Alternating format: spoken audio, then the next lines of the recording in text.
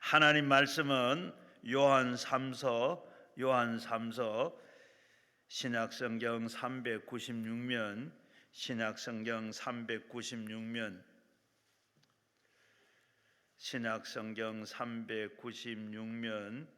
요한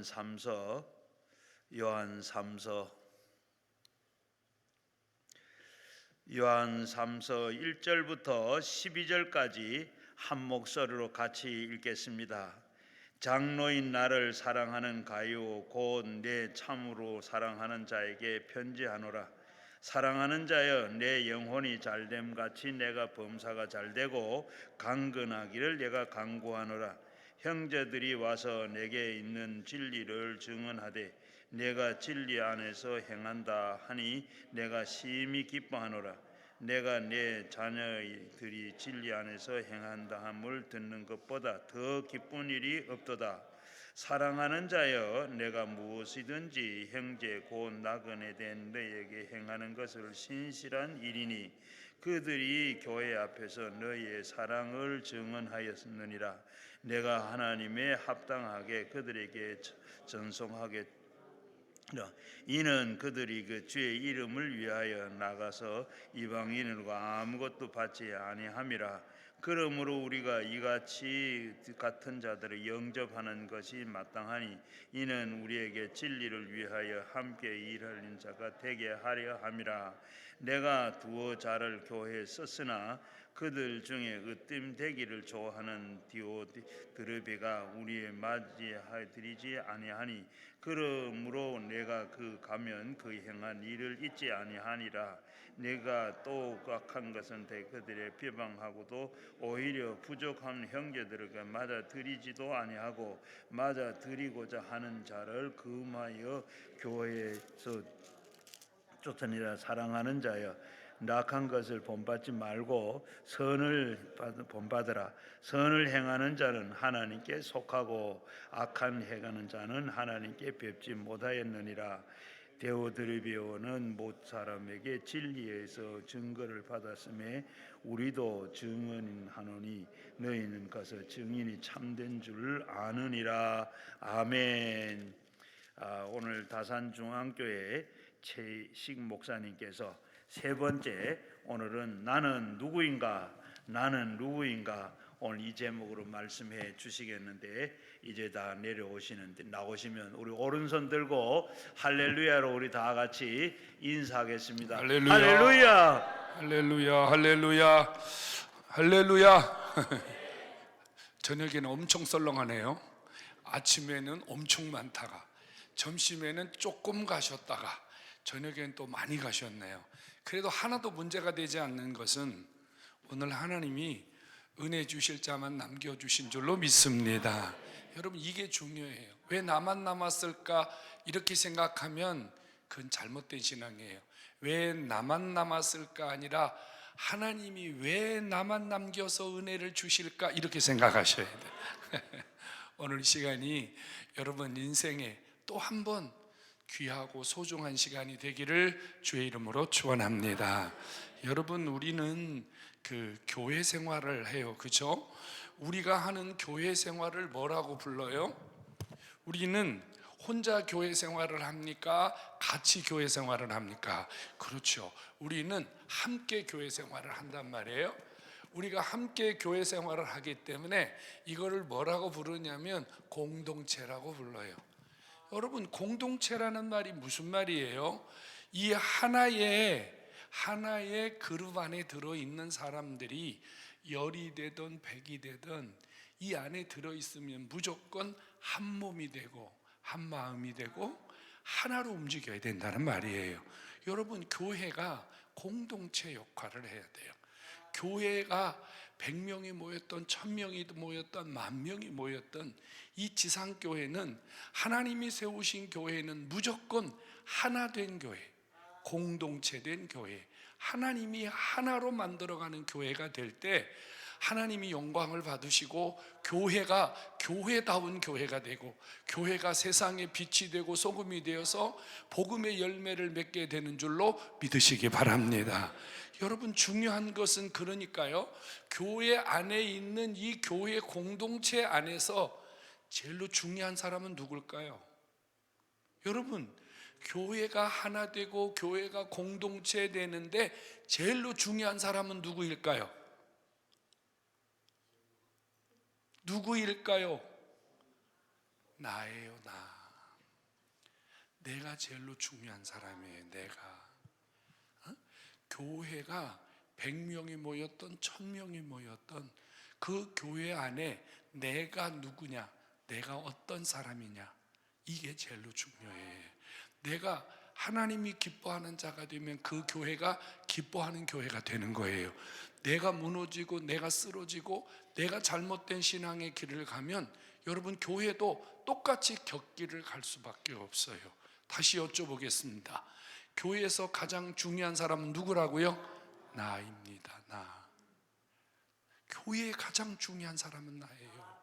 나보다 더 중요한 사람은 없어요. 여러분, 오늘 이 신년 벽두에 하나님 교회의 성회에 올라오셔서 은혜 받기를 원하시는 여러분, 올 한 해 여러분들이 섬기는 교회에서 내가 누구인가, 내가 얼만큼 중요한 사람인가, 내가 무슨 일을 해야 되는 사람인가, 이것을 다시 한번 깨닫고 여러분, 하나님이 기뻐하시는 사람, 하나님이 주목하는 사람 되기를 주의 이름으로 축원합니다. 여러분, 나보다 중요한 사람은 절대 없다는 사실을 명심하셔야 됩니다. 나보다 중요한 사람은 없어요. 여러분, 요한이 가이오 장로에게 편지를 써서 보내면서요, 이 편지 안에 세 사람을 언급했습니다. 한 사람은 디오드레베라는 사람이에요. 디오드레베라는 사람을 언급을 했는데, 여러분, 요한이 편지를 보내면서 이 디오드레베를 향해서 뭐라고 말했냐면요, 내가 너를 만나면 가만두지 않을 것이다, 이렇게 말을 했어요. 여러분, 이 편지를 기록한 사도 요한은 사랑의 사도라고 이렇게 불렸어요. 하나님이 세상을 이처럼 사랑하사, 요한복음이잖아요. 요한 1서, 요한 2서, 요한 3서. 요한 1서의 중요한 내용이 뭐예요? 하나님은 사랑이시라. 여러분, 사랑을 언급하고 예수의 사랑으로 꽉 차 있던 사도 요한이요, 이 디오드레베를 언급을 하면서 내가 이 디오드레베라는 인간을 다시 만난다면 절대로 가만두지 않을 것이다, 이렇게 좀 심하게 표현하면 이를 북북 깔면서 디오드레베의 이름을 언급했습니다. 근데 이 디오드레베가요, 불신자가 아니에요. 이단이 아니에요. 중요한 것은 이 디오드레베라고 하는 사람이 교회 안에 직분자였다는 사실입니다. 교회 안에서 하나님 앞에 직분을 받고 성도들에게 인정을 받고 어떤 면에서는 성도들이 투표해서 세운 직분자인데, 요한이 이 디오드레베를 향해서 말하기를 이 사람은 으뜸이 되기를 좋아하는 사람이다, 이렇게 말해요. 쉽게 말하면 이 디오드레베는 교만한 사람, 잘난 척하는 사람, 자기가 드러나지 않고 자기의 존재를 알아주지 않으면 견디지 못하는 사람, 무엇이든지 자기 멋대로 해야 되는 사람, 이게 바로 디오드레베예요. 여러분, 이것이 얼마나 무서운 일인 줄 아세요? 여러분, 교회가 하나 되어서 공동체 생활을 해야 되는데 이 중에 어떤 한 사람이 제 멋대로 교회를 막 휘젓고 다닌다고 생각해 봐요. 은혜 돼요, 안 돼요? 아니, 그냥 얘기하자고요. 은혜 돼요, 안 돼요? 되죠. 누군가 교회를 막 휘젓고 다니면 여러분, 그 사람을 보는 것도 힘들고 그 교회를 가는 것도 사실은 힘들어요. 또요, 잘난 척하고 자기 자랑하고 입만 열면 옆에 있는 사람들 무시하고 깔보고 함부로 대하고, 여러분 그런 사람이 만일 교회 안에 있다면 그 교회가 정상적인 교회에 하나님 복음 전할 수 있는 이런 교회가 될까요? 힘들까요? 많이 힘들어요. 나는 누구일까? 여러분 올해 우리 교회가 올해 하늘이 열리는, 우리 교회 표거든요. 하늘이 열리는 365일 이런 표제를 가지고 우리 교회가 나아가는데, 여러분 이런 디오드레베와 같은 사람이 교회에서 앞장서서 교회를 막 흔들고 교회 문제를 일으키면 하나님이 하늘 문을 열어주시겠어요? 성도 여러분, 신앙생활에서 제일로 중요한 사람은 목사님도 아니고 장로님도 아니고요, 나예요. 내가 진짜 중요해요. 하나님은 나 때문에 은혜 주시고 하나님은 나 때문에 은혜를 거두기도 하신다는 사실을 명심하셔야 됩니다. 그러면서 여러분, 이 요한이 이 디오드레베의 이런 잘난 척하고 교만한 모습을 몇 가지로 소개를 했는데, 첫째는 이 인간이 얼마나 교만하고 얼마나 잘난 척하고 얼마나 사람들을 무시했는지 요한을 무시했어요. 그게 무슨 뜻이냐면요, 전도자를 박대했어요. 전도자, 하나님의 복음을 전하고 교회를 섬기고 성도를 섬기는 전도자를 함부로 대하고 박대하고 무시하고 심지어는 쫓아내기까지 했어요. 여러분 이거 얼마나 악한 자입니까? 인천에 가면요, 이름은 얘기 안 하겠습니다만 교회가요 분쟁이 일어나서 성도들끼리 싸웠어요. 이 장로 저 장로, 이 집사 저 집사, 교회가 분쟁이 일어나고요 아주 얼마나 크게 싸움질을 했는지 몰라요. 그런데 그 싸움이 극에 달았을 때 무슨 일이 일어난 줄 아세요? 한쪽 편에 있는 성도들이 휘발유를 사다가 교회에 뿌리고 불을 질렀어요. 여러분, 성도가, 장로가, 집사가 얼마나 악할 수 있는지 아시겠어요? 남의 얘기 같으세요? 여러분 여기 앉아있는 저와 여러분도요, 우리 안에 디오드레베와 같은 속성이 있다는 거 알고 계세요? 우리도 열받으면 성질내고, 우리도 열받으면 집어던지고, 우리도 열받으면 욕지거리하고, 얼마든지 우리도 그럴 수 있다고요. 그런데 요한이 이 디오드레베에 대해서 정말로 악하게 평가하는 게 뭐냐면 전도자들을 박해하는 거예요. 목사를 핍박하는 거예요. 선교사를 핍박하는 거예요. 무시하고 쫓아내고. 여러분, 우리 살면서 이런 일도 겪고 저런 일도 겪을 수 있지만 제발 우리 살면서 이런 일 하지 않기를 간절히 소원합니다. 목사와 싸우지 마세요. 전도자들과 등지지 마세요. 여러분 감정 때문에, 여러분들의 잘못된 생각 때문에 여러분 이런 일을 행하면, 여러분 성경에 디오드레베라는 사람 이름을 그냥 적어놨겠어요? 이 디오드레베와 같은 인물이, 여러분 저 요한이 편지를 보냈던 저 시간부터 계산해서 오늘 이르기까지 저 디오드레베와 같은 인간이 역사에 얼마나 많았겠냔 말이에요. 성경이 이 사건을 기록해 놓은 이유가 뭐예요? 하지 마라, 하지 마라, 하지 마라, 하지 마라, 하지 마라, 하지 말라고 기록해 놓았는데 우리가 깨닫지 못하고 또 그 길을 가고 또 그 악한 일을 한단 말이에요. 다시 한번 간곡하게 부탁합니다. 여러분 우리 살면서 정말 교회에서 이 디오드레베처럼 이 전도자들, 목회자들, 선교사들, 정말로 주님의 일에 앞서 행하는 이런 분들과 여러분 마찰 생기고 대적하고 이런 일 없기를 간절히 소원합니다. 이 디오드레베가 악한 두 번째 이유는 뭐냐면요, 이 디오드레베가요 회방자였습니다. 무슨 말이냐면 이 디오드레베가요, 전도자들을 쫓아내고 박대하고 밥도 안 주고 악하게 취급합니다. 그러니까 성도들이 디오드레베가 이렇게 못된 짓을 하니까 성도들이 전도자들을 몰래 자기 집에 모셔다가 전도자들을 대접하고 전도자들을 섬겼어요. 그런데 이 디오드레베라는 인간이 성도들 집을 쫓아다니면서 너 왜 이런 짓거리를 해? 너 왜 이런 일을 해? 하면서요, 성도들 집집마다 다니면서 전도자를 대접하고 전도자를 섬겼던 집들을 찾아가서 다 분란을 일으키고 그 성도들을 다 밖으로 끌어내서 못된 짓을 했다는 거예요. 여러분, 내가 할 수 없기 때문에 너도 하면 안 된다. 내가 안 하는데 왜 네가 하느냐?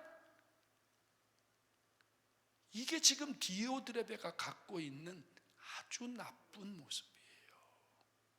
성도 여러분, 우리가 하나님 앞에 신앙생활하면서요, 내가 좀 잘 못하는 일을 다른 사람이 하면 어떻게 해야 돼요? 박수 쳐줘야죠. 내가 못 섬기는 일을 다른 사람이 섬기면 고맙게 생각해야죠. 그렇지 않아요? 내가 못하니까 네가 했어. 네가 뭐가 잘났길래 이러면서 여러분 싸움 걸고 이런 일로 교회를 시끄럽게 하면 요한이 말합니다. 내가 절대로 가만두지 않을 것이다. 이건 요한의 마음이 아니라 주님의 마음인 줄로 깨닫기 바랍니다. 하나님 그런 거 기뻐 안 해요. 하면 안 돼요. 세 번째, 여러분 이 디오드레베가 어떤 짓을 했냐면요, 악한 말을 했다 그래요. 악한 말. 이 악한 말은요, 헬라 원문을 해석하면 무슨 뜻이 되냐면요, 쌍욕이라는 말이에요. 더러운 말, 이런 말이에요. 막대 먹은 말, 이런 말이에요. 여러분, 교회 안에 있는 직분자가 입만 열면 남을 욕하고 흉보고 남 끌어내리고 뒤에서 수근거리고 교역자 욕하고 교회 흉보고 성도들 이간시키고, 여러분 이것보다 더 악한 자가 어디 있겠어요? 하나님이 이런 인간에게 복 준다고, 이런 인간이 교회 와서 기도한다고, 이런 인간이 주님 앞에 헌금한다고 하나님 기뻐하시겠어요? 여러분, 우리 냉정하게 생각해야 돼요. 신앙생활은 그냥 교회만 다니면 신앙생활이 되는 게 절대 아니라는 사실을 명심해야 돼요. 여러분, 이 디오드레베의 삶이 좀 너무 막 못된 것이 강하게 드러나지 않습니까? 그런데 우리 솔직하게 얘기해 볼까요? 이런 디오드레베와 같은 인간이 사실 우리가 섬기는 교회 안에도 있을까요? 없을까요? 이렇게 찝찝하게 대답하지 말고 얘기해봐. 솔직하게. 누구냐고 내가 말을 물어보지는 않을 테니까, 이름을 안 물어볼 테니까, 어느 교회냐고도 물어보지 않을 거니까, 여러분 우리 그냥 솔직하게 해보자고요. 이런 사람이 있습니까? 없습니까? 있다니까요. 그럼 이렇게 두 번째 질문해 볼게요. 혹시 여러분은 아닙니까? 나는 아니냐는 거예요. 나는 이런 신앙생활을 하고 있지 않느냐 그 말이에요. 나는 이런 모습으로 하나님과 교회에 비추어지고 있지 않느냐 그 말이에요. 중요한 것은 오늘 이전에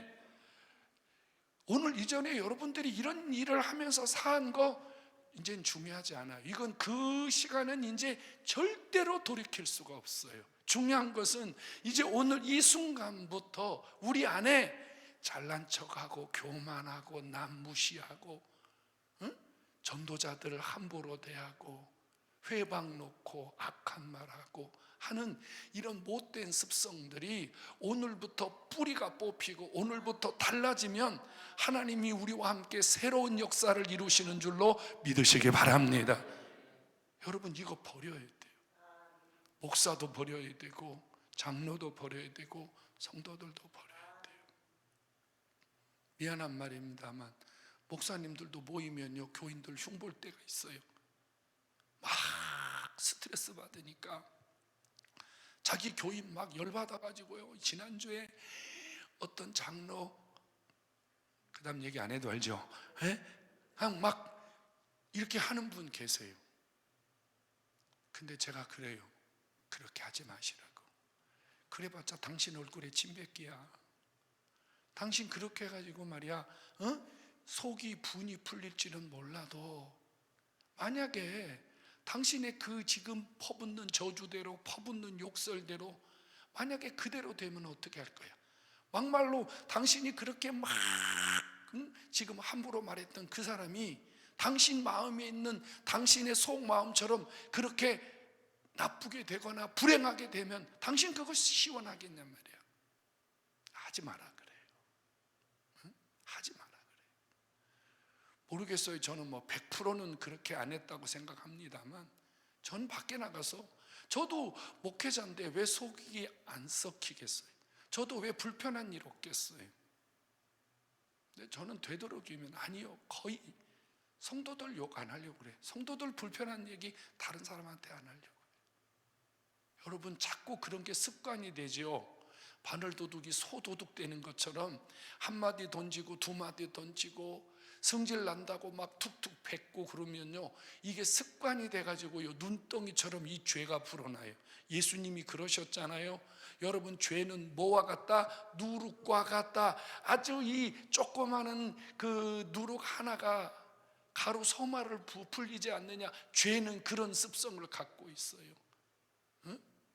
성도 여러분, 디오드레베와 같은 모습이 저와 여러분 속에 사라질 수 있기를 주의 이름으로 축원합니다. 이게요, 뽑힌다고 뽑히는 게 아니야. 따지고 보면 우리가 신앙생활을 하는 이 세상이, 우리가 주님 나라 갈 때까지 우리가 신앙생활하는 이 세상이 악한 세상이에요. 사단이 공중권세를 잡고 사단이 지배하는 세상이에요. 여러분, 할 수만 있으면 사단이 우리를 무너뜨리고 파괴시키려고 해요. 우리가 철저하게 우리 자신을 바로 세우고 깨어있지 아니하고, 여러분, 조금만 경계심을 풀어버리면 누구라도 디오드레베가 될 수 있다는 거. 어제는 괜찮았는데 오늘 또 디오드레베가 될 수 있다는 거, 여러분 명심하시고, 2026년도에는 여러분, 이 디오드레베와 같은 직분자, 디오드레베와 같은 성도가 우리 교회 안에서 한 사람도 없기를 주의 이름으로 축원합니다. 여러분들의 이런 모습이 완전히 뿌리 뽑히기를 주의 이름으로 축원합니다. 그리고요, 또 한 사람을 언급했어요. 디오드레베도 언급을 했지만 또 한 사람도 언급을 했는데, 누구를 언급했냐면요, 데메드리오라는 사람을 언급했어요. 데메드레오라는 사람을 언급했어요. 이 사람은 누구라고 말했냐면 진리를 사랑하는 자다. 응? 진리를 사랑하는 자다. 그래서 이 사람 곁에는요, 이 진리를 사랑하는 데메드리오 옆에는 어떤 사람이 생겨났냐면요, 이 데메드리오가 갖고 있는 이 진리가 뭐예요? 복음이잖아요. 이 복음을 통해서 구원받는 사람들이 그 주변에 늘어났다는 사실을 깨닫기 바랍니다. 여러분, 우리가요, 어떤 사람이 되어야 할까요? 디오드레베와 같은 요소는 버려야 되지만 데메드리오처럼 우리가 진리를 사랑하고 복음으로 무장해서 우리의 모습에서 예수가 나오고, 우리의 모습에서 복음의 능력이 나타나고, 우리의 모습을 통해서 한 사람 한 사람이 나도 저 사람처럼 되고 싶어, 나도 저런 사람이 되고 싶어, 이렇게 사람들이 우리를 통해서 변화가 되고 도전이 되는 이런 인물이 되기를 주의 이름으로 축원합니다. 여러분, 진리 안에 있는 사람의 특징이 뭘까요? 여러분, 진리를 사랑하고 복음을 사랑하는 사람들의 특징이 뭘까요? 이분들의 특징은요, 하나님만 바라본다는 거예요. 여러분, 이런 분들의 삶은 하나님 중심의 삶이 된다는, 하나님 중심. 사람이 기준이 아니고 상황이 기준이 아니고, 늘 이들에게는 하나님이라는 분, 하나님이 어떤 것을 원하실까? 하나님이 어떻게 하면 기뻐하실까? 하나님이 중심이 되어 있는 사람이 진리를 사랑하는 사람이요, 복음의 열정을 가진 사람의 모습인 줄로 깨닫기를 바랍니다. 성도 여러분, 막 살면 죽어요. 막 살면 망해요. 되는 대로 살면요, 되는 대로밖에 안 돼요. 그 이상으로 넘어갈 수가 없어요. 우리가 하나님 앞에 복 있는 사람, 복 받는 사람의 모습을 가지려면요, 자꾸 하나님 중심으로 가까이 가야 돼요. 하나님 원하시는 방법에 자꾸 가까이 나아가야 돼요. 한번 따라서 합시다. 하나님 중심. 하나님 중심. 우리가 하나님 중심으로 살아야 돼요. 성도 여러분, 시대가 변하고 상황이 바뀌어도 하나님 중심으로 살면 하나님이 성경에 약속된 하나님의 백성들이 받았던 그 놀라운 은혜들을 우리에게 아낌없이 주시는 줄로 믿으시기 바랍니다. 두 번째, 여러분, 이 진리를 사랑하는 자, 이런 사람의 삶의 특징이 뭘까요? 이런 사람은요, 성경 중심으로 삽니다. 성경이 중심으로 살아요. 여러분, 삶의 기준이 있다는 얘기예요. 여러분, 이게 얼마나 중요한 줄 알아요? 여러분, 우리가 살아가는데 삶의 기준이 있다는 것은요, 내가 세상에서 흔들리지 않고 내 삶이 흐트러지지 않을 수 있는 아주 중요한 요소입니다. 여러분들이 하루를 살 때, 여러분들이 한 주간을 살아가게 될 때, 아니면 여러분들이 어떤 일을 시작할 때, 여러분들이 어떤 일을 계획할 때, 여러분들이 무엇을 기준으로 여러분들이 그런 일을 계획하고 그런 일을 움직여가고 계십니까? 트렌드 26이라는 책이 작년 12월 달에 발간이 됐어요. 거기 보면 10가지 챕터가 있는데 그 안에 무슨 내용이 드러나 있느냐면요, 왜 그리스도인들은 무속에 빠지는가? 챕터에 그런 제목이 있어요.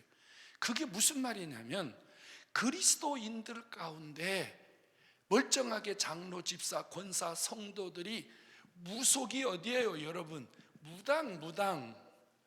무당을 쫓아다닌다는 거예요. 거기 보면 이런 내용이 기록되어 있답니다. 무당질 하다가 예수 믿은 사람이 있는데 이분이 간증하기를 자기 집에 오는 손님 중에 60%는 기독교인이었다, 이런 고백이 있어요. 그리고 이렇게 전화를 한대요. 예약을 하는데 이렇게 전화를 한대요. 제가요, 교회 다니는 집사인데요, 찾아가도 돼요? 이렇게 물어본대. 그럼 어떻게 해야 돼? 오지 마라 그래요? 이 사람은 오면 뭐가 따라와? 왜 대답을 못 하시나? 이분이 따라오면 뭐가 따라와? 돈이 오는데 이 사람은 거절할 이유가 없죠. 그래서 이분이 자기의 그 무속, 자기가 그 무당질 할 때 기독교인 환영 이렇게 써놨대. 누구 환영? 기독교인 환영. 응? 이게 말이 돼요? 그런데 기독교인들 중에서 연말이 되거나 연초가 되거나 이럴 때 이 무당집을 찾는 사람들이 60%가 넘는다는 거.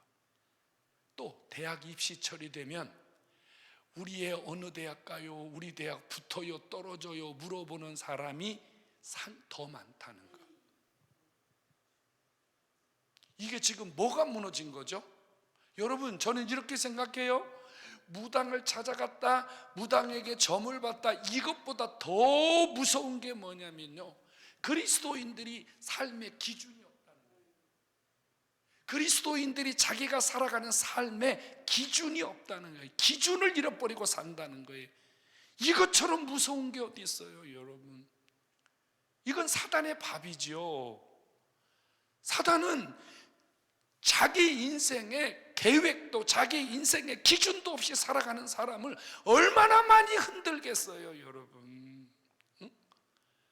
장로님, 권사님들도요, 자식 시집장가 보낼 때요, 사주팔자 보고 궁합 보고 이런 분들이 솔솔 많아요, 여러분.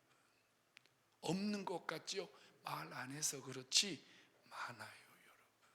얼마나 많은지 몰라요. 그건 무엇 때문이다? 기준이 무너졌기 때문이다. 성도 여러분, 우리가 살아가는 기준은 무엇입니까? 내가 아닙니다. 우리가 살아가는 삶의 기준은 하나님의 말씀이 우리의 삶의 기준이 되어야 한다는 사실을 믿으시기 바랍니다. 하나님의 말씀, 하나님의 계명은 617개가 있대요. 성경 속에 617개의 계명이 있는데 이 중에 28개, 이 중에 317개 하지 마라 해라 계명이 있는데, 이 하나님의 말씀의 계명이 우리에게요 기준이 돼야 돼요. 기준. 응? 이 기준이 무너져 버리면 우리 아무것도 할 수 없어요. 성도 여러분, 2026년을 살아가면서 이제 오늘까지 8일을 살았잖아요. 여러분 올해 하루하루 하나님 말씀으로 계획을 세웠나요? 하루를 시작하면서 하나님 말씀을 붙들었나요? 하루를 끝내면서 하나님 말씀 속에 내가 제대로 살았는지 점검해 보셨나요? 여러분 이제부터는, 앞으로도 많이 남았잖아요. 이제 365일 가운데 8일밖에 안 살았으니까 앞으로도 여러분 이제 340 며칠이 남아있잖아요. 하나님 말씀을 가지고 여러분들의 기준, 여러분들의 삶의 중심이 흔들리지 않는다면 하나님이 여러분들을 향하신 놀라운 역사가 일어날 줄로 믿으시기를 축원합니다. 그 다음에 여러분 진리를 사랑하고 복음 안에 사는 사람의 세 번째, 이들의 특징이 뭐죠? 이들은 교회 중심으로 산다는 거예요. 교회 중심. 제가 어렸을 때 교회에서 살았단 말이에요.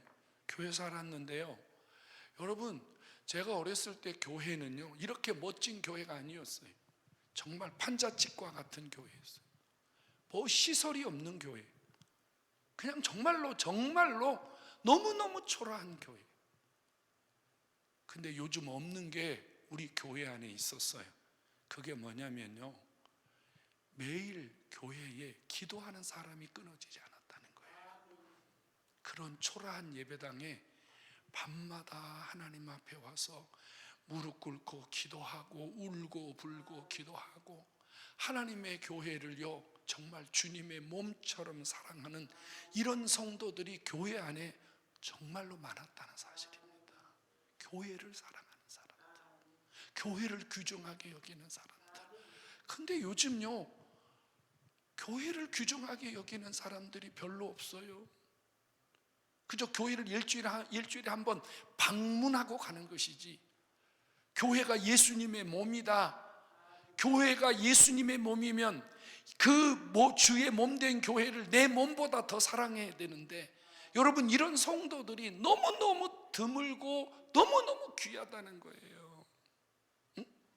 여러분 디오드레베도 직분자요, 데메드리오도 직분자입니다. 이 교회 안에 있는 직분자란 말이에요.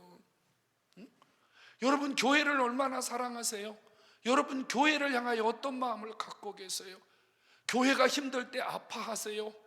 교회가 힘들 때 잠이 안 오고, 교회가 힘들 때 내 몸이 아픈 것처럼 그렇게 몸살을 하세요? 그렇지 않다면 우리는 좀 더 생각해 보셔야 돼요. 여러분 하나님도 교회도 성경도 다 무시한 채 살아가는 것이 직분자일까요? 이런 사람이 정말 주님을 사랑한다고 말하는 것이 진짜일까요? 우리가 복음 중심으로, 우리가 정말로 믿음으로 산다고 하는 말이 하나님 중심도 아니고 성경 중심도 아니고 교회 중심도 아니라면 여러분 하나님이 우리를 어떻게 보시겠습니까? 나는 누구일까요? 나는 정말 데메드리오와 같은 신앙인입니까?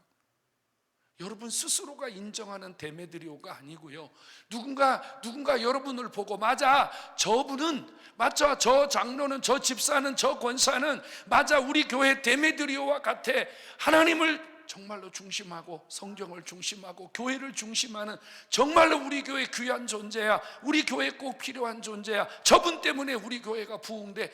여러분 이런 분들 되기를 주의 이름으로 축원합니다. 이런 분들이 귀한 시대에, 코로나 이후에 지금 한국 교회가 힘들다 다 그러잖아요. 근데 그런 말 안 했으면 좋겠어요. 여러분 어느 시대에 안 힘든 시대가 어디 있어요? 여러분, 우리가 예수 믿기 편한 시대가 어디 있었어요?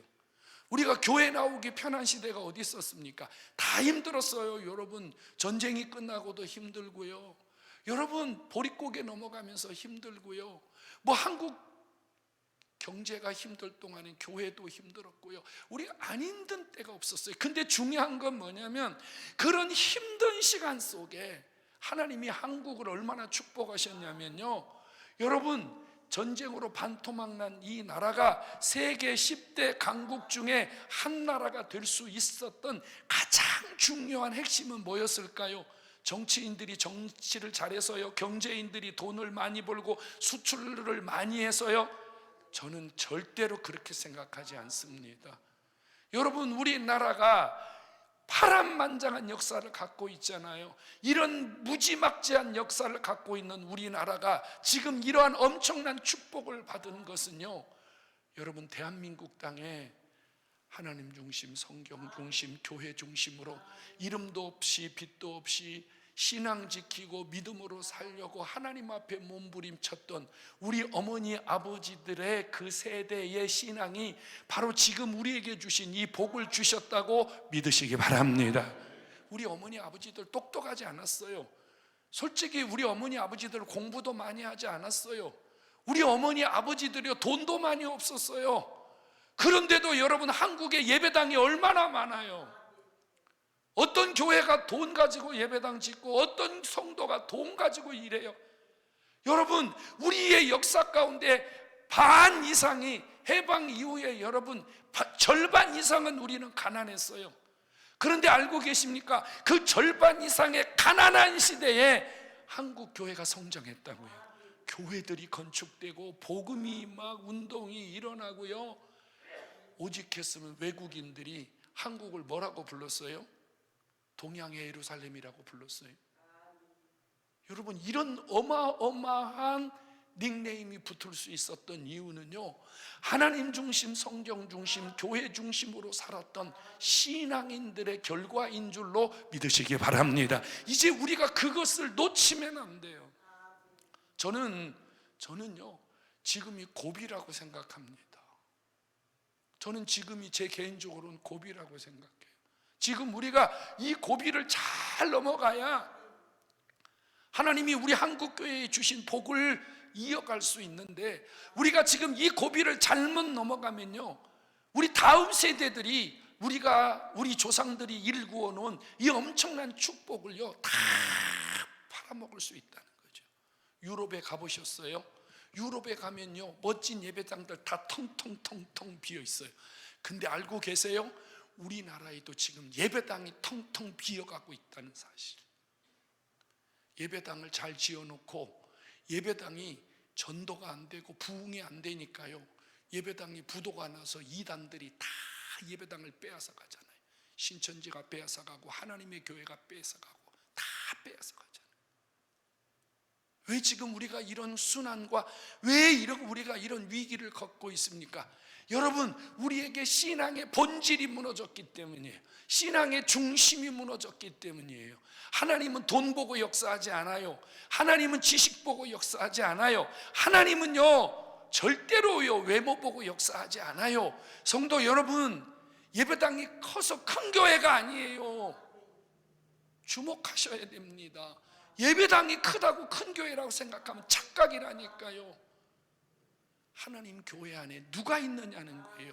디오드레베와 같은 사람이 가득 차 있다면 하나님은 그 교회 기뻐 안 합니다. 데메드리오와 같이 진리를 사랑하고 복음을 사랑하고 이렇게 주의 말씀대로 올바른 기준을 갈고 살려고 발버둥 치는 자가 있을 때 하나님은 그가 어느 곳에 있든지 그와 함께 하시며 하나님이 그에게 은혜를 주심을 믿으시기 바랍니다. 올 한 해 여러분, 데메드리오와 같은 이런 하나님의 사람으로 인정받으시고 여러분들이 이런 자로 주변 사람들에게 불리워지는 이런 복이 있기를 주의 이름으로 축원합니다. 또 하나 있어요. 이 요한이 이 요한 3서에 또 한 사람을 소개합니다. 그건 여러분들이 너무 잘 알고 있는 가이오 장로입니다. 가이오 장로예요. 여러분 가이오라는 이름은 흔해 빠진 이름이에요. 뭐 특별한 이름 아니에요. 요즘으로 말하면 말자, 숙자, 영자, 미자 이런 이름이에요. 그 당시에 가이오라는 이름은 너무너무 흔해 빠진 이름이에요. 가이오라는 이름의 뜻은 기쁨입니다. 기쁨이요. 그런데 우리가 주목해야 되는 게 뭐냐면요, 요한이 가이오를 부르면서 뭐라고 불렀냐면 이렇게 불러요. 나의 사랑하는 가이오, 이렇게 불러요. 그것도 한 번이 아니라 두 번이나 나의 사랑하는 가이오, 나의 사랑하는 가이오, 이렇게 부릅니다. 자, 여러분, 우리 이렇게 부를 수 있잖아요. 사랑하는 목사님, 사랑하는 장로님, 사랑하는 집사님, 이렇게 부르잖아요. 그러면 요한이 가이오 장로를 부르면서 정말 우리처럼 인사치레로 사랑하지도 않으면서 우리는 사랑해요 집사님 이럴 수 있잖아요. 우리는 얼마든지 그냥 접대 멘트 할 수 있잖아요. 근데 요한이 이 가이오 장로에게 정말 이런 마음을 가지고 사랑하는 가이오 이렇게 불렀을까요? 아니라는 사실이에요. 이 요한이 이 가이오 장로를 향하여 사랑하는 가이오라고 불렀을 때 이 사랑이라고 하는 단어를 우리가 주목할 필요가 있어요. 요한이 가이오 장로에게 사랑하는 가이오 이렇게 불렀는데, 물 많이 먹어야 이 요한이 가이오에게 사랑하는 가이오 이렇게 불렀는데, 이 사랑한다는 말이 무슨 말이냐면 헬라 말에 아가페라는 말이에요. 아가파이 이렇게 써 있단 말이에요. 여러분, 우리는 그냥 일반적으로 이렇게 이해를 해요. 아가페 사랑은 누구의 사랑이다? 예수님 사랑이다. 예수님이 우리에게 모든 것을 아낌없이 내어준 사랑, 아가페 사랑, 우리가 흔히 이렇게 불러요. 그렇지 않아요? 맞죠? 그래서 우리 예수님의 사랑을 말할 때 아가페라는 단어를 많이 사용하고, 서점도 아가페 서점이 있고 카페도 아가페 카페가 있고, 그건 다 예수님을 드러낸다는 의미를 갖고 있는 거예요. 그러면 여러분 가만히 생각해 보세요. 아니, 가이오에게 나의 사랑하는 장로 가이오야 이렇게 부르면서 아가페 사랑을 말한 것은 무슨 의미가 있을까요? 이 말이에요. 원문을 직역하면 이런 뜻이 되거든요. 예수님의 사랑을 담고 있는 가이오, 이런 표현이에요. 가이오가 보통 사람의 사랑을 하는 사람이 아니라 이 가이오에게는 예수님의 사랑이 있다, 예수님의 사랑이 나타난다, 이런 의미에서 예수의 사랑을 담고 예수의 사랑으로 살고 있는 가이오 이렇게 문안했다 그 말이에요. 성도 여러분, 성경에 나와 있는 인물 중에요, 아가페 사랑이라고 하는 단어를 붙여서 불리운 사람들이 거의 없어요. 거의 없다니까요. 그런데 유일하게 이 가이오를 향하여 요한이 예수의 사랑을 담고 있는 가이오 이렇게 부른 것은 어떤 의미가 있을까요? 이 가이오가 장로인데 교회에서 어떤 모습을 가졌다고요? 어떤 모습이요? 예수님의 모습을 가졌다고요. 예수님의 모습. 여러분, 누군가 나를 보면서, 누군가 여러분들을 보면서 아, 저분은 예수님 같아, 저분은 예수님 사랑을 담고 있어, 저분은 예수님의 사랑이 나와. 여러분 어때요? 여러분, 누군가 여러분들을 향해서 이런 생각을 갖고 있다면 얼마나 좋을까요? 그래서 제가 여러분들에게 질문 하나 해볼게요. 똑같은 질문이에요. 여러분들은 누군가로부터 예수님을 닮은 사람, 예수님의 사랑을 가진 자라고 불리워지거나 인정받고 있습니까? 권사님만 아멘 하지 다른 사람은 아멘 안 하는데, 여기 다 장로님도 있고 집사님도 있고 권사님도 있을 텐데 목사님도 계실 텐데, 누군가 여러분들을 보면서 예수님 같아, 예수님을 닮았어, 주님의 사랑이 저기서 나와.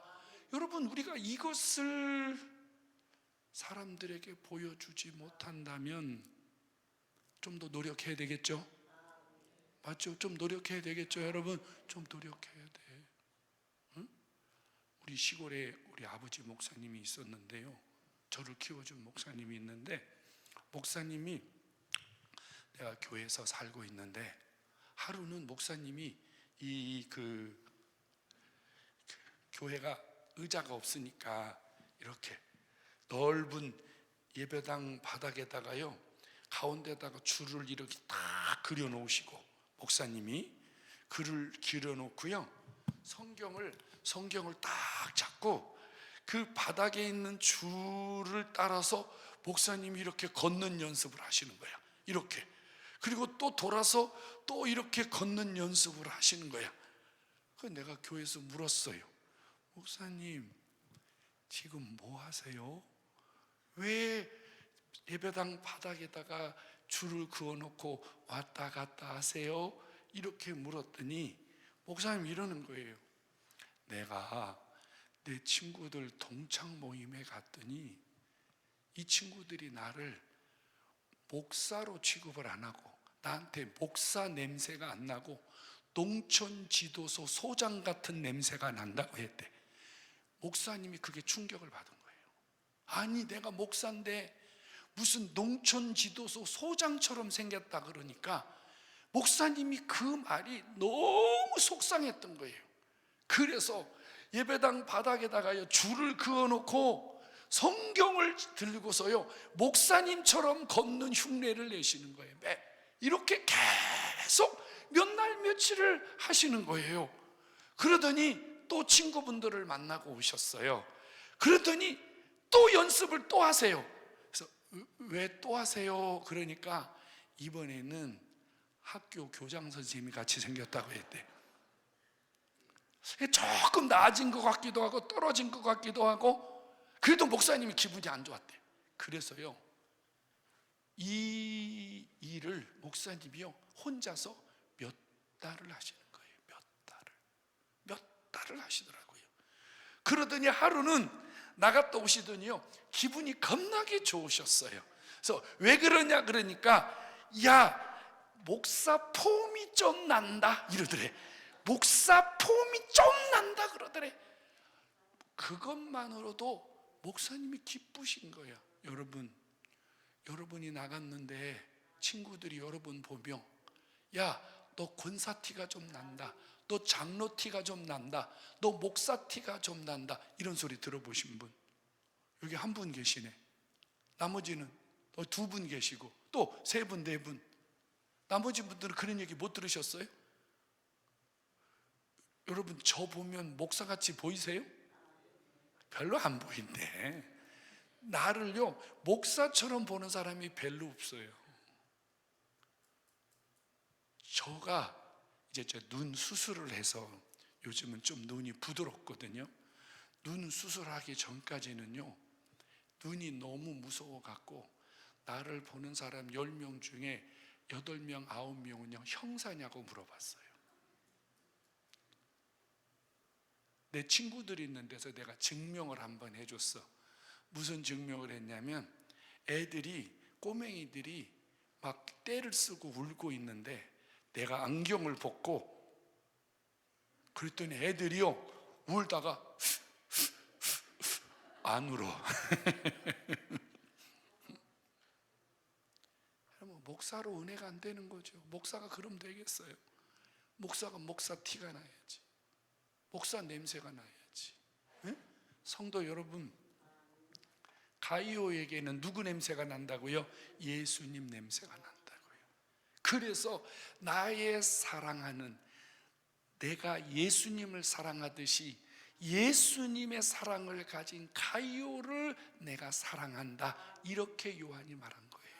오늘 주 앞에 나오신 여러분, 우리 예수님을 보여드리는, 예수님의 사랑을 나타내는 그런 일꾼 되기를 주의 이름으로 축원합니다. 좀 연습을 하세요, 여러분.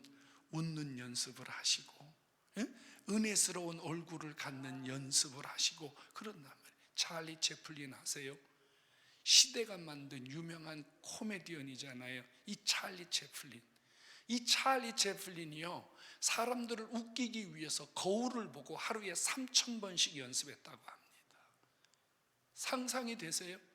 거울을 앞에 놓고 하루에 3,000번씩 자기 표정을 연습을 했대요. 여러분, 잠깐 사람을 웃기려고, 잠깐 사람에게 감동을 주려고 하는 분도 이렇게 노력을 하는데, 우리 안에 계신 예수님을 보여주기 위해서 여러분, 우리가 인상을 꾸기고 살고 되는 대로 살면 되겠냐고요? 예수님 보여드립시다. 이 아멘을 별로 안 하시네. 자신 없으세요? 예수님이 나 같으면 큰일 난다, 이런 생각하세요? 괜찮아요, 여러분.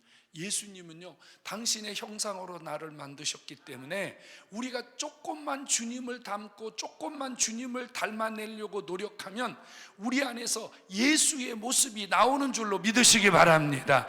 반드시 나와요. 우리가 예수님의 형상을 닮았기 때문에 은혜스러운 모습이 나온다니까요. 자, 그러면 봅시다. 그러면 이 가이오는 어떻게 살았길래 이 가이오에게서 예수님의 모습이 보여졌을까? 이게 중요한 거잖아요. 이 가이오는 어떻게 살았다고요? 오늘 성경에 이렇게 표현해요. 이 가이오는요, 나그네를 대접했다고요. 그 말은 무슨 말이냐면요, 차별 없이 성도를 섬겼다, 그 말이에요. 차별 없이 성도를 섬겼다. 여러분, 당시 교회는요, 가난하고 힘든 사람들이 너무 많았어요. 디아스포라라는 말 들어보셨죠? 신앙생활 집에서 잘 살던 분들이 예수 그리스도를 믿는다는 이유 하나 때문에 핍박당하고 고난당하니까 흩어져서, 그 고난을 피해서 흩어졌어요. 그런데 그들이 흩어질 때 집을 가지고 간 것도 아니고 돈을 가지고 간 것도 아니에요. 복음, 예수 사랑, 이거 하나 때문에 뿔뿔이 흩어져서 사는데 가난을 면치 못했어요. 고난을 면치 못했어요. 그러니까 주일이 되면 이런 가난한 자들, 나그네와 같은 자들이 교회에 수도 없이 몰려오는 거예요. 여러분, 가난은 나라님도 해결하지 못한다는데 당시 교회들이 넉넉하지 못했단 말입니다. 그러니까 교회들이, 이런 가난한 자들이 교회에 올 때 성도들 중에 돈 있거나 성도들 중에 조금 나은 삶을 사는 사람들이 싫어했어요. 거지 새끼들, 가난한 자들, 얻어먹으러 교회 온다고. 여러분, 얼마나 멸시했는지 몰라요. 여러분, 이 이야기가 야고보서에도 있잖아요. 야고보서에 뭐라고 그랬어요? 너희들이 주님을 사랑한다고 하면서 가난한 자들이 교회에 올 때 먹을 것도 주지 않고 마실 것도 주지 않고, 아유, 여기 앉아있든지 차라리 집에 가든지, 교회 안에 금가락지를 끼고 좋은 옷을 입고 있는 사람들이 가난한 사람들을 보고 뽐낼 줄만 알지 섬기고 나누고 베풀 줄을 몰랐잖아요. 그래서 뭐라고 말해요? 영혼이 없는 몸이 죽은 것처럼 행함이 없는 믿음 자체는 가짜다, 죽은 것이다. 오직 하면 그렇게 얘기했겠냔 말이에요. 똑같은 경우예요, 여러분. 가난한 자들이 교회에 와요. 여러분, 교회 안에도요, 불편한 사람들이 있어요. 몸이 불편한 사람, 마음이 불편한 사람, 경제가 불편한 사람, 여러분, 심성이 뒤틀린 사람, 5만 가지 종류의 사람들이 교회에 오는데, 여러분, 어떻게 교회 안에서 자기 입맛대로 좋아하고 싶은 사람만 좋아하고, 여러분, 섬기고 싶은 사람만 섬기고, 어떻게 교회가 그럴 수 있느냐 말이에요. 그런데 실제로 디오드레베 같은 이 인간은 이런 가난한 자들이 교회에 왔을 때 멸시했단 말이에요. 함부로 대했단 말이에요. 그런데요, 가이오 장로는 누구의 마음을 가졌다고요? 예수님의 마음을 가지고 가난한 자나 부한 자나 누구나 관계없이 차별 없이 섬겼다고요. 차별 없이 섬겼다고요. 이 모습을 보고 요한이 가룟을 향하여 너야말로 예수님의 사랑을 가진 자다, 이렇게 말했다, 그 말이에요. 성도 여러분, 장로님들 교회에서요 자꾸 대접받으려고 그러면 안 돼요. 권사님들 교회에서 자꾸 대접받으려고 그러면 안 돼요. 응? 자꾸 대접받아. 우리 교회도요, 우리 교회는 한 5년 사이에 1,200~1,300명이 등록을 했습니다. 5년 사이에. 그러다 보니 정말 교인들이 그냥 이런 쉽게 이런 표현, 오합지졸이에요. 오합지졸. 5년 사이에 1,000명 이상이 교회를 등록하다 보니까요, 이분들이 다 어디서 온 사람들이냐? 기성교회에서 신앙생활 하다가 코로나 때문에 못 나가고 신도시로 이사 와서 못 나오고 이런저런 이유 때문에 하나님이 우리 교회에 보내주셔서 나와요. 그런데 하루는요, 우리 교회 권사님이 200명이 넘거든요. 권사님 한 분이 이래요. 요즘 젊은 것들은 어른들을 섬길 줄 모른다고. 나는 그 말을 듣고요, 너무 기분이 상했어요. 어떻게 권사님 입에서 저런 말이 나올까? 아니, 권사님 대접받으려고 권사 되셨나? 젊은 사람들이 밥 챙겨주고, 젊은 사람들이 자리 양보하고, 젊은 사람들이 뭔가 대접해주는 그거 받으려고 권사 되셨나? 저분 어느 교회에서 권사 됐는지는 모르겠는데 진짜 권사가 맞은가? 내가 너무 실망을 했어요. 너무 실망을 했어요. 그래서 내가 당회하면서 장로님들에게 그랬어요. 장로님, 참 내가 듣다 보니 이런 얘기가 들리는데 너무 내가 기가 막힙니다. 그랬더니 우리 장로님 한 분이 이래. 목사님, 그게 진짜 권사인지 가짜 권사인지 모르니까 등록할 때 권사 증명서 받읍시다, 그러는 거예요. 권사 증명서 어떻게 받아? 그걸 어떻게 받아? 어떻게? 여러분, 태가리 없는 소리 하지 마세요. 장로님들은 대접받으려고 장로된 거 아니에요. 권사님들은 대접받으려고 장로된 거 아니에요. 권사된 거 아니에요. 장로님들은 섬기라고 장로시킨 거예요.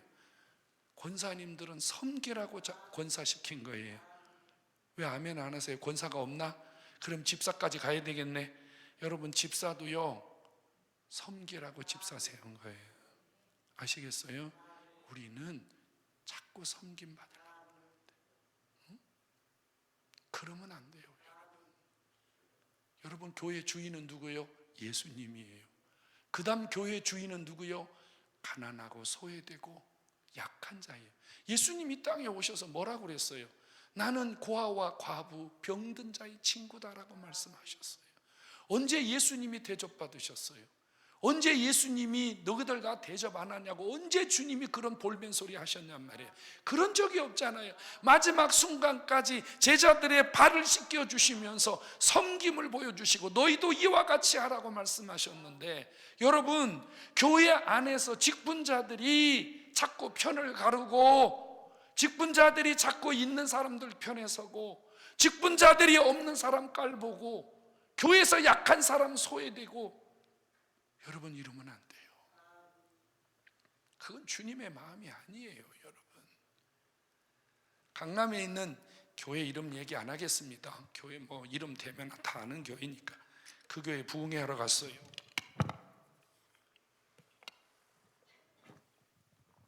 갔는데 목사님이 가니까 그래요.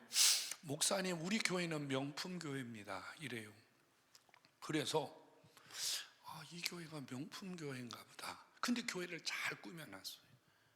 아주 큰 건물의 지하를 분양을 받아서 예배당으로 꾸며놨는데 정말 교회를 잘 꾸며놨어요. 내가 보기에도 아마 예배당 인테리어 하는데 최소 수억 원이 들어갔다고 생각할 만큼 멋지게 예배당을 꾸며놨어요. 그래서 나는 명품 교회라 그래서 교회를 너무 잘 꾸며놨기 때문에 명품 교회인 줄 알았거든요. 근데 그 다음 목사님 얘기가 명품 교회가 뭔지를 제대로 가르쳐 줬어요. 뭐냐면요, 우리 교회 성도들은 교회에 올 때 한 사람이 한 가지 이상씩의 명품을 가지고 교회 옵니다. 명품 시계를 차든지, 명품 백을 들든지, 명품 옷을 입든지, 명품 신발을 신든지. 그래서 우리 교회는 명품 교회라는 거예요. 그러고 보니까 나는 그 교회에 있을 수가 없더라고요. 내 몸에는 명품이 한 개도 없거든요. 나는요, 갑자기 그 말을 듣는 순간 너무 초라해졌어요. 제 마음이. 아, 그래? 진작 알려주지. 그러면 누구한테 명품이라도 하나 빌려올 걸. 그래야지 구색이 맞을 거 아니에요? 여러분, 그럴까요? 명품백 들고 있으면 명품 성도, 명품 교회가 됩니까? 여러분, 냉정하게 생각해 보십시오. 그 교회 가난한 자 올 수 있어요? 그 교회 명품 옷, 명품 백 안 들고 그 교회 갈 수 있어요? 그러면 그 사람은 화장실 가서 똥 누면 명품 똥 나오나요? 여러분, 나는 이게 너무 이상해요. 여러분들은 어떨지 모르겠습니다만 이게 주님 마음이, 여러분, 주님 마음이 정말 거기에 계실까요? 제가 함부로 판단할 수는 없어요. 나도 함부로 말할 수는 없어요. 그런데 중요한 것은요, 그 교회에 명품 없는 사람은 그 교회에서 신앙생활 하기가 쉬울까? 그런 마음은 지금까지도 제 마음에 계속 있어요. 여러분, 그 교회에서 부흥했더니요, 사례비도 명품으로 주더라고요. 뭘로 준 줄 아세요? 100달러짜리 달러로 주더라고요. 한국 돈으로 안 주고 100달러짜리를 바꿔서 달러로 주더라고요. 역시 이 교회는 일반 교회와 다른 명품 교회입니다. 국산은 안 좋아해. 돈도 국산 돈은 안 좋아하고 미제 돈을 좋아해요. 이해가 되세요, 여러분? 이해가 되세요? 제가 그 교회를 부흥하고 나오는데 넥타이를 하나 주셨어요. 명품이더라고요. 물어봤더니 한 100몇십만 원 한대요. 한 번도 안 맸습니다. 지금까지 한 번도 매지 않았습니다. 아마 제가 몇 년 가지고 있다가 누구를 줬을 거예요.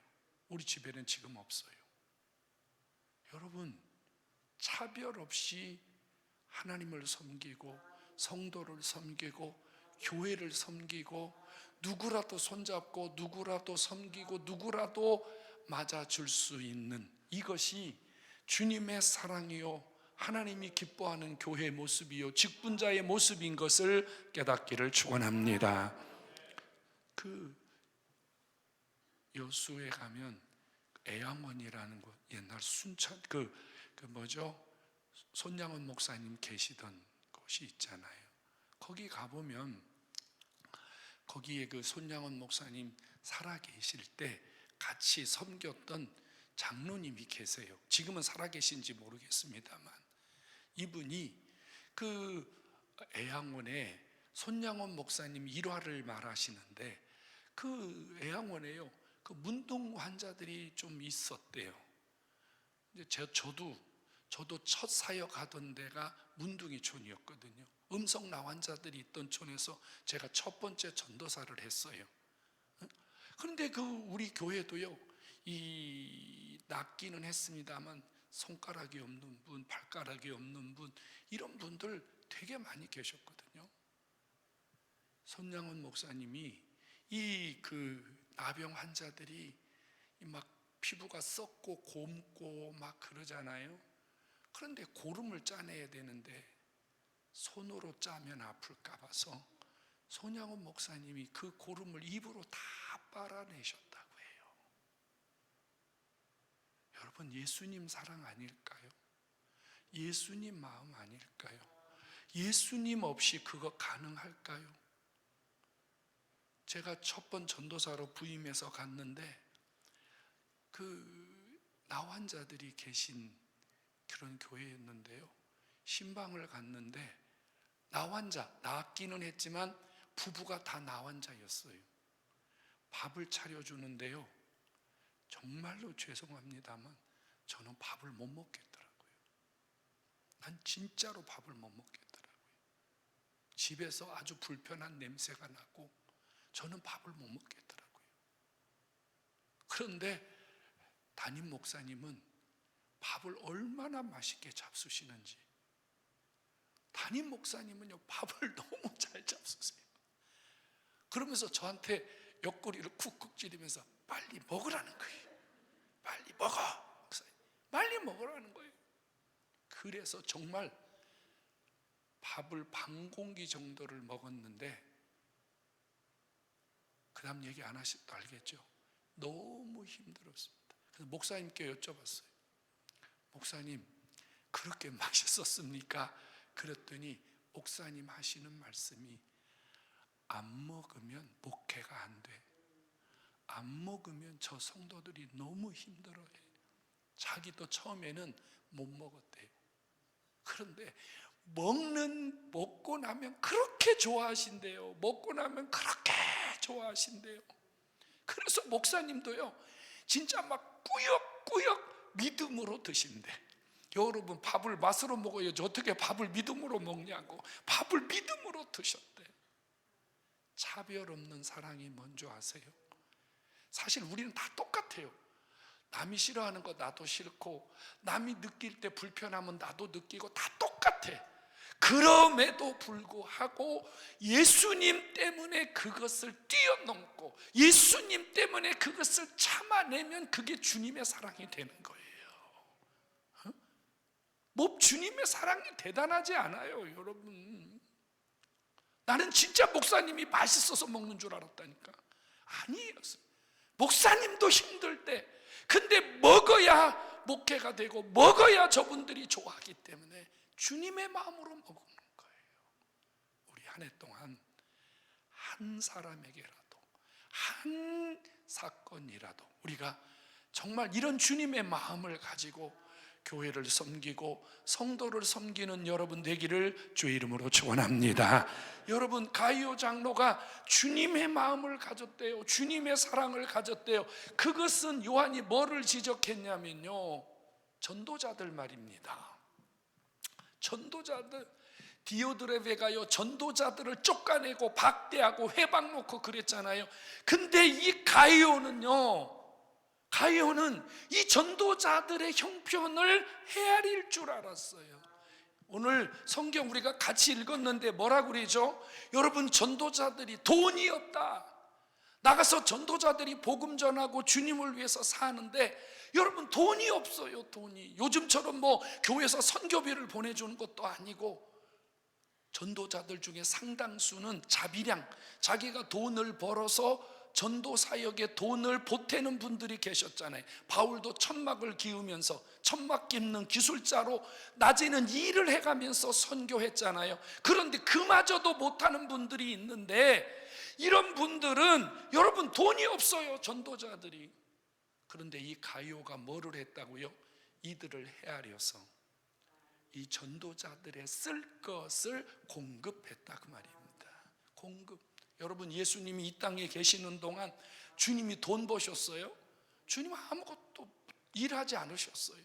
그런데 주변에서 많은 여인들이, 많은 은혜 받은 사람들이 주님을 물질로 섬겼어요. 주님을 위해서 헌신했어요.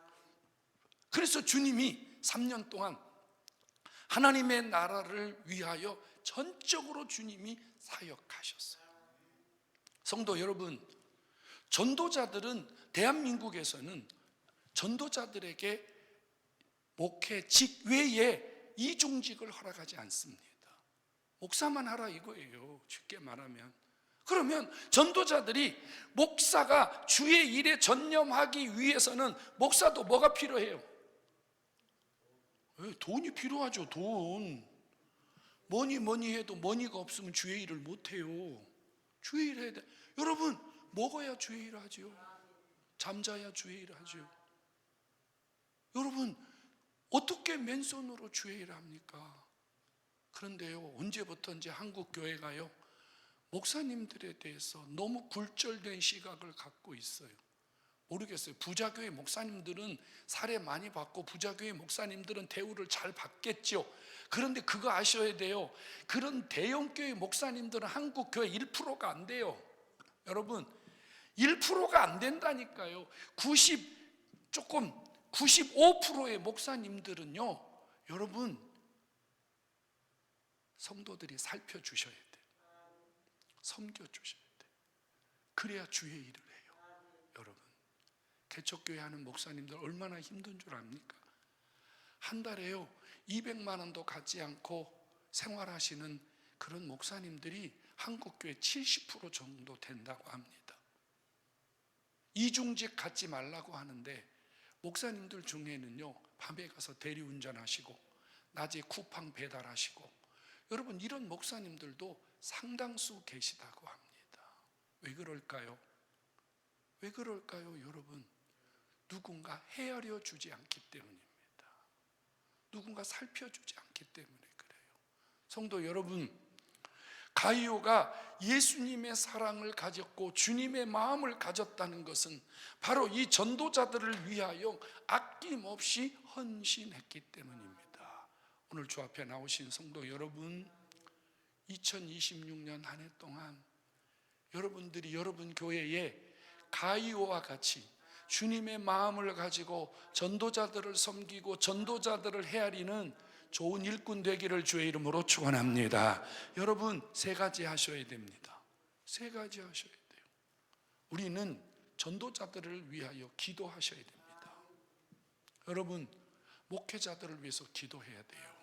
장로님들의 사명, 권사님들의 사명은요, 목회자들이 목회에 전념하고 정말 목사님들이 그 입을 통해서 하나님의 역사가 나타나고 교회가 성장하는 리더십이 생길 수 있도록 여러분 기도해 주셔야 됩니다. 기도해 주셔야 돼요. 여러분 18세기 위대한 부흥사요 전도자였던 스팔전 목사님을 아십니까? 굉장하신 목사님이잖아요. 이분 뭐 그냥 말만 하면 복음이 나오고 복음을 전하면서 회심을 시키면 그 자리에서 몇천 명씩 전도되고 복음 영접하고 막 그런 일이 일어나잖아요. 그래서 사람들이 스폴전 목사님에게 물었어요. 목사님은 이런 능력이 어디서 나옵니까? 목사님은 이런 권세가 어디서 나옵니까? 이렇게 물었더니 스폴전 목사님이 그 사람들을 데리고 교회로 갔어요. 교회로 갔는데 교회로 가서 위층으로 올라가지 않고 1층에서 약간 지하처럼 생긴 곳이 있는데 목사님이 그곳에 문을 열었습니다. 그랬더니 그곳에 한 200명에서 300명 되는 사람들이 그곳에 모여서요 24시간 순번을 정해서 기도하고 있었습니다. 스폴전 목사님 말하기를 나의 능력은 여기서 나옵니다. 여러분 목회자를 위해서 기도해 주셔야 됩니다. 전도자를 위해서 기도해 주셔야 됩니다. 목회자와 전도자를 위해서 기도하지 않으면요 목회 힘들어요. 목사님들은 사실 자기 기도 별로 못해요. 왜? 성도들 기도하기도 힘들어.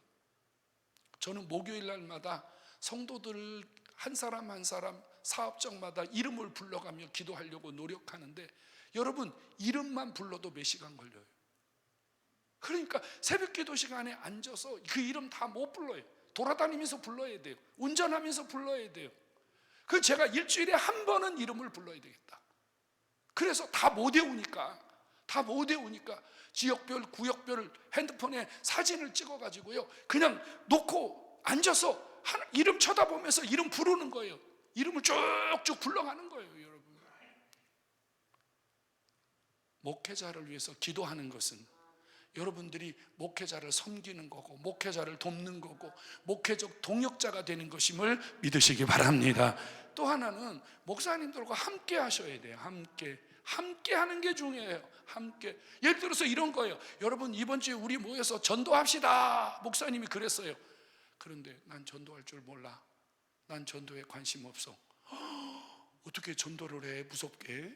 그리고 여러분 거기에 안 나가면 목사님의 리더십은 땅에 떨어져 버리는 거예요. 내가 전도를 잘하든 못하든 전도를 할 수 있든 못하든 목사님이 하자 그러면 거기 나가서 함께 하는 거예요. 거기 나가서 하든지 못하든지 몸으로 동참해 주는 거예요. 이것이 목사님의 목회에 돕는 길이고 목사님 목회에 동역이 되는 줄로 믿으시기 바랍니다. 여러분, 함께 하는 것이요, 이것이 목회자를 돕는 일이에요. 이게 주님의 마음을 가지고 동참하는 거예요. 올 한 해 여러분 교회 속에 여러분들 목회자, 목사님들이 얼마나 많은 목회적 계획을 가지고 이 한 해 동안 목회하겠습니까? 여러분, 몸으로 동참하시고 기도로 동참하셔서 여러분 동역자가 되기를 주의 이름으로 축원합니다. 이게 주님의 마음을 가진 자예요. 이게 주님 기뻐하는 자예요. 그리고 또 하나는요, 여러분, 우리는 목회자에게 물질의 동역자가 되어야 합니다. 이게 참 중요해요, 여러분. 목회자들이 목회를 하나님 앞에 정말 풍족하게는 못하더라도 그래도 최선을 다하여 목회할 수 있도록 성도들이 목사님의 물질의 동역자가 되어줘야 돼요. 저는 성도들이 섬겨주잖아요. 목사님 책 사보세요, 목사님 밥 드세요, 목사님 뭐 하세요, 이렇게 주시거든요. 줘요. 그러면 저는 한 가지 원칙이 있어요. 무슨 원칙이 있냐면, 목사님 책을 사보세요 그럼 저는 책만 사요. 이 돈 갖고 다른 거 안 써요. 목사님 식사하세요 그럼 이 돈 갖고 반드시 밥 먹어요. 근데 내가 제일로 좋아하는 건 뭐냐면 마음대로 쓰세요 해요. 이게 제일로 좋아. 이러면 너무 좋은데 꼭 줄 때 이렇게 단서를 붙여주면 왜 이걸 이렇게 해야 되는 줄 알아요? 봐요. 성령님이 우리 안에 감동이라는 걸 하시잖아요. 맞죠? 감동. 내가 오늘 설교할 때 은혜 받고 목사님과 어떤 그 교제를 하면서 은혜 받았는데 불쑥 성령님이 우리 목사님 내가 도서비를 좀 드려야 되겠다, 이런 마음이 드는 것은, 여러분, 목사님이 그분을 통해서 책을 사야 그분이 복을 받아요. 이게 제 신앙이에요. 책 사보세요 했는데 밥 먹으면 성령님이 안 좋아할 것 같아. 그래서 난 그걸 못 하겠더라고. 그래서 밥 먹으세요 그러면 밥 먹고, 선교비 주세요 그러면 선교비 주고. 뭘 제일로 좋아한다고요? 마음대로 쓰세요. 이게 제일로 좋아요. 그러면 너무 좋아, 너무 감사해. 성도 여러분, 제가 여러분 이해하기 쉽도록 드린 말씀이고요. 성도 여러분, 여러분들이 목사님들에게 물질의 동역자가 되는 것은요, 주님의 마음으로 목사님 사역에 동참하는 길임을 믿으시기를 축원합니다. 여러분, 나그네를 대접하고 전도자들을 잘 섬겼던 가이오 장로에게 요한이 세 가지의 복을 선포하잖아요. 세 가지의 복을 줍니다. 뭐요? 내 영혼이 잘됨 같이, 그 다음에 범사가 잘 되고, 그 다음에요 강건하기를 구하노라. 여러분, 주님의 마음으로 살고 주님의 마음으로 헌신하고 주님의 마음을 가지고 주님을 섬기고 사역자들을 섬기면요, 하나님이 건강한 영성을 주시는 줄로 믿으시기 바랍니다. 그가 하는 일에 범사를 형통하게 하시는 줄로 믿으시기 바랍니다. 하나님 그에게 건강 주셔서 그 일을 더 많이 하도록 아버지가 축복해 주시는 줄로 믿으시기를 축원합니다. 성도 여러분, 나는 누구일까요? 잘 생각해 보세요. 나는 목사님이 생각하는 누구일까요? 나는 디오드레벨일까요? 데메드리오일까요? 가이오일까요? 나는 누구일까요? 우리 성도들이 생각하는 나는 누구일까요? 내가 생각하는 나는 누구일까요? 오늘 밤에 여러분들의 모습을 다시 한번 점검해 보시고, 여러분 가이오와 같이 주님의 마음으로 주님을 섬기는 정말 하나님 기뻐하는 하나님 사람들 되기를 주의 이름으로 축원합니다. 영혼이 잘된 같이 범사가 잘 되고 건강하게 되는 축복을 올 한 해 내내 누리기를 주의 이름으로 축원합니다. 손 들고 기도합시다. 우리 하나님 앞에요, 이 시간 받은 말씀 붙들고 한번 통성으로 기도하겠습니다. 하나님 아버지, 내가 디오드레베와 같은 못된 모습이 내 안에서 뿌리째 뽑히기를 원합니다. 데메드리오처럼 기준을 가지고, 진리의 기준을 가지고 하나님 중심, 성경 중심, 교회 중심의 삶을 살기를 원합니다. 가이오 장로와 같은 복을 주시옵소서. 성도를 제대로 섬기고 목회자를 제대로 섬기고 하나님의 약속된 축복을 누리는 자가 되게 주시옵소서. 올 한해 우리에게 예수의 마음 주옵소서. 예수의 사랑을 주시옵소서. 우리 다 같이 주님 말씀 기억하면서 통성으로 기도합니다. 주여!